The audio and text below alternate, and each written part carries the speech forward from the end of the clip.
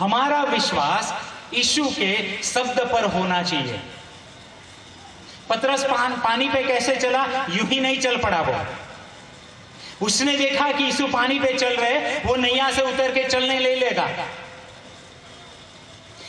जो विश्वास है ना, वो विश्वास अपने मन की सोच नहीं है। पतरस ने ऐसा मान नहीं लिया अपने आप कि मैं विश्वास करता हूं कि यीशु चलते हैं तो मैं भी चल पाऊंगा, मैं ये विश्वास करता हूं। हमारे विश्वास से काम नहीं होता है।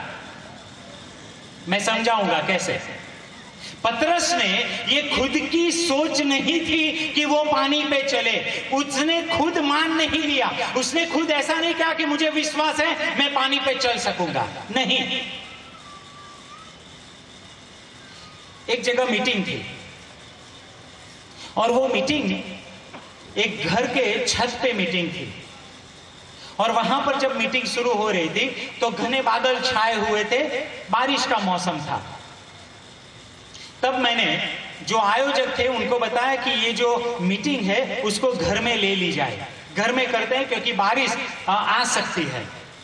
तो जो आयोजक थे उन्होंने बोला कि मुझे विश्वास है कि बारिश नहीं होगी, मुझे विश्वास है कि बारिश नहीं होगी, हमारी मीटिंग ऊपर ही रहेगी और पूरी हो जाएगी, तब तक बारिश नहीं होगी।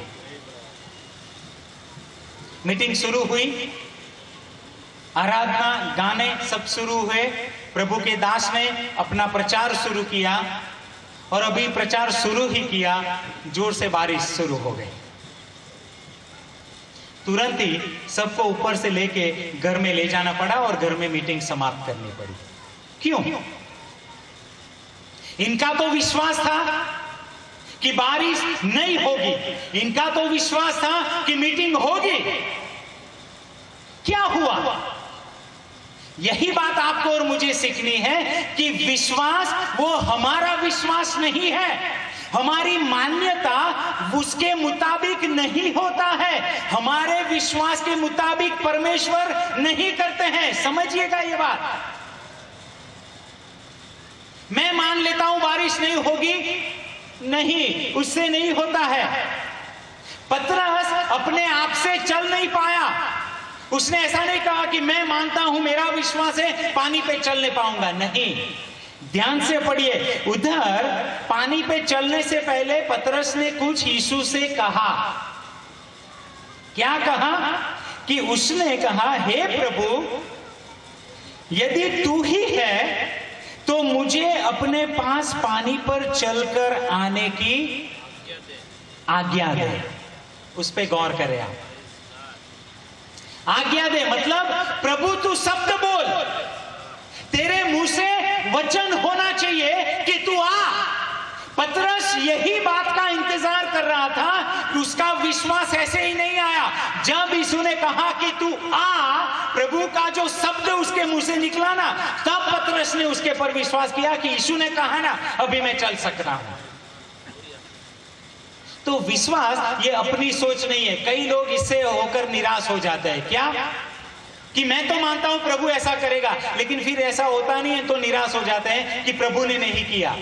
नहीं, प्रभु ने कहा आपको कि बारिश नहीं होगी। यदि वो कहता है तो आप विश्वास करो कि नहीं होगी।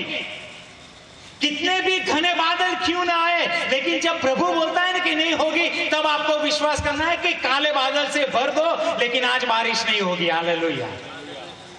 लेकिन एक भी बादल ना हो और प्रभु बोलते नहीं है और तब आप विश्वास रखते हो, तो ये हो सकता है। आपके विश्वास के मुताबिक करने के लिए प्रभु बंधा हुआ नहीं है। उसके वचन के पर आपको और मुझे विश्वास करना पड़ेगा।